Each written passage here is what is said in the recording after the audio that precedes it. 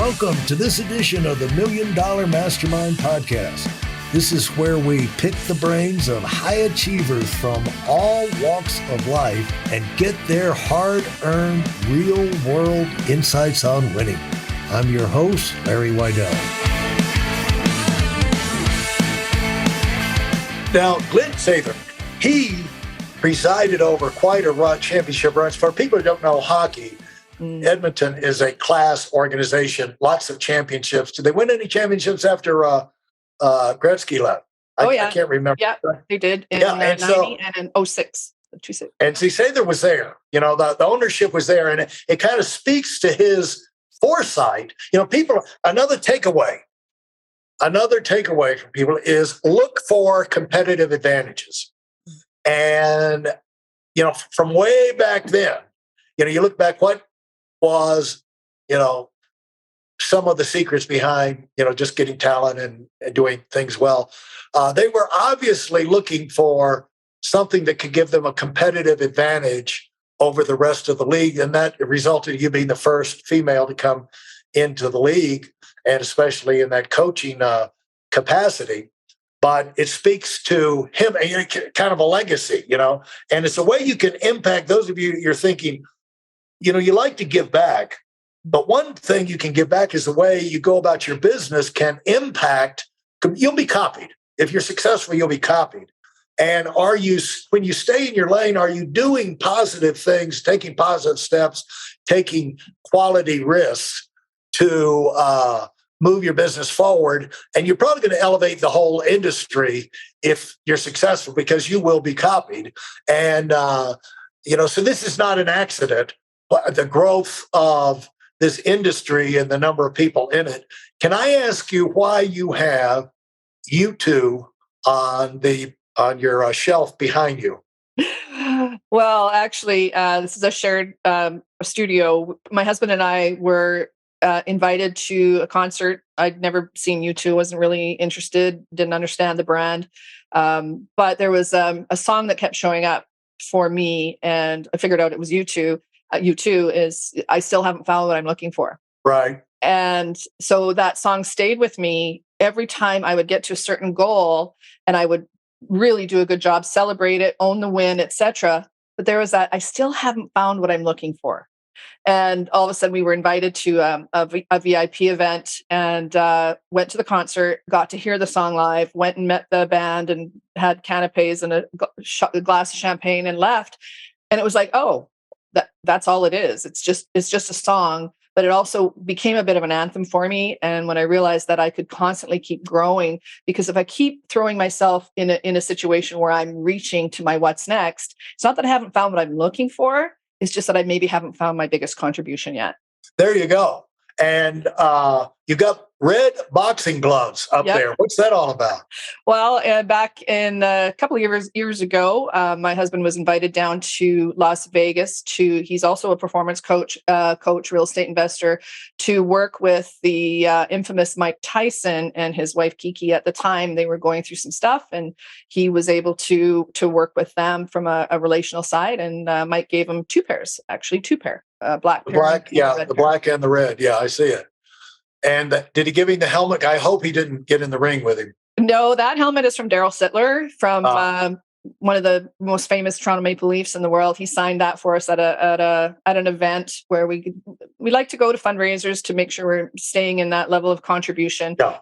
Because we're not fans, you know, I'm not a fan of sport. I'm not a fan of hockey. I'm not a fan of boxing. What I am a fan of is growth and excellence and healing and moving your life forward. So wherever we are, we tend to attract the level of athlete that have the same kind of values. Thank you. And that's what I'm fascinated about: growth, you know, improvement, moving forward, you know, stretching the boundaries, looking for what's better. Because the alternative is, you know, people that don't take your advice from mediocre, average people, everybody. If you want to take away, do not pay attention to the little random comments these people say, because they're not mean. It's just the world they live in. But they'll just say, why can't you be satisfied? You know, it's like they'll do to a golfer. You take up golf, you get where you're shooting 90s and you're trying to get down to 85, trying to get to 80. People say, just enjoy the game. Why you're never satisfied? Yeah. If you don't keep improving, you get bored with the game. And, it just because it's boring to shoot the same score over and over forever. And you're selling yourself short. And, and so excitement comes from growth and improvement. And no matter what it is, it can always be better. It can always be more fun. It can always be a little bit easier.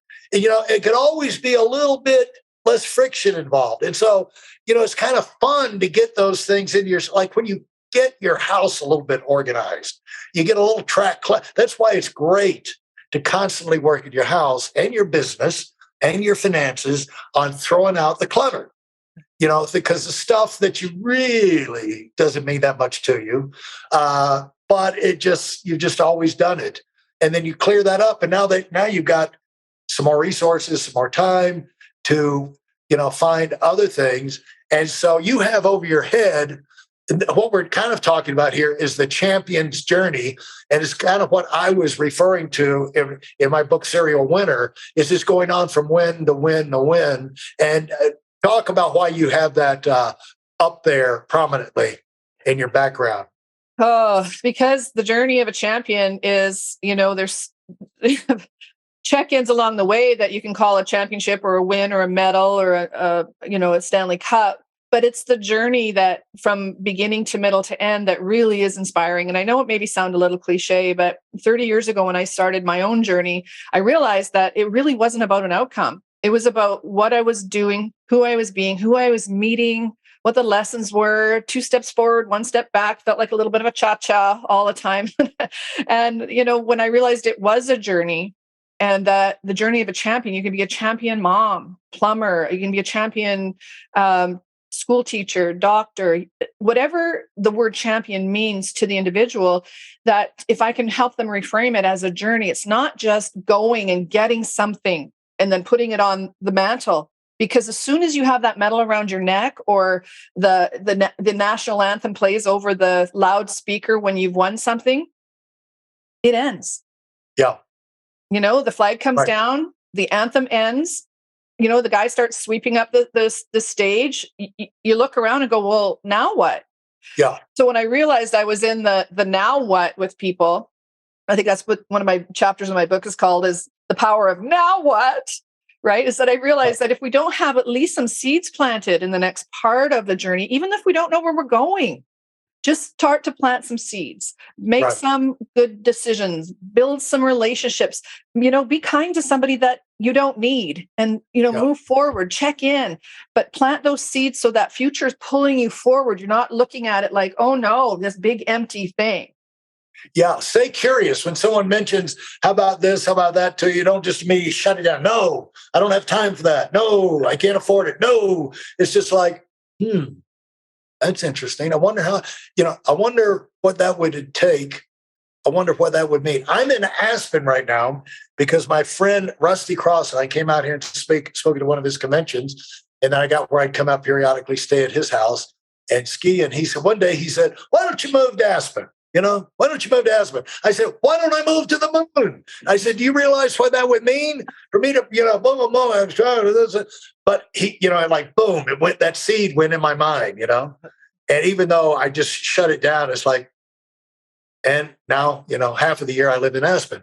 And it's just, don't be so closed-minded about, because what you can't do today, you might be able to do tomorrow. Absolutely. Or the next month. Things can change, and especially in a year, how can things change? And so stay open. Now, when you came up, one thing about the direction you chose or that you chose to get into is people need to think about choosing directions that's going to likely get you to where you're spending at least some of your time around positive, similar, motivated type people, because athletes want to get better. They want to win championships. They want, they got a short time frame in their health and their age, and they want to, They want to win things. And so as you go through life, you can, depending on what you choose, you can choose to be around, in directions to what's going to keep you involved with people like that. Maybe they're not at the top of the game, but they're got an attitude that's going to cause them to be elevated. And that makes them open to the kind of conversations you want to have, and also gives you a chance to be possibly learn from them, and rather than, because people are going to influence you one way or the other, And as the Bible said, bad company corrupts good morals. And if you can, or Tim Tebow says, they ask him why he's so dogmatically, positively, motivated and speaking all the time. He said, well, because I know this. Negativity and positivity both spread. And he said, I'd rather be out there spreading positive and kind of snuff out the room, for the negative to take over. Because in a void, when it's quiet, negative thoughts come in. In your mind, my mind, all of us, when we get quiet, we get a chance to breathe. Usually it's not gratitude and thankfulness and satisfaction, happiness.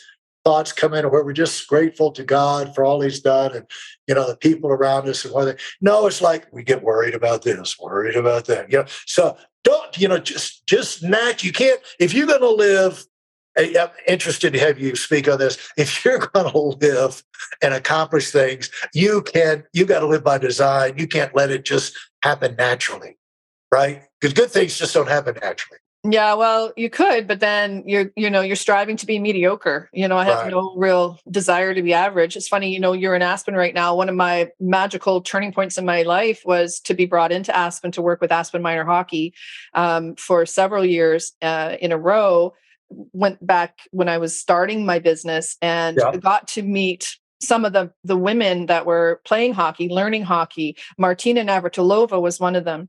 Right. And when I was speaking with them, then I was invited back to speak at their banquet one year after I'd sort of had some success in the NHL. And I was able to really acknowledge what they had taught me, the circle that they had built around them, the people, the women, the like-mindedness, the positivity. People, they were choosing intentionally who they wanted to surround themselves with. And when I started to build my performance coaching business, I created an exercise called the circle of support.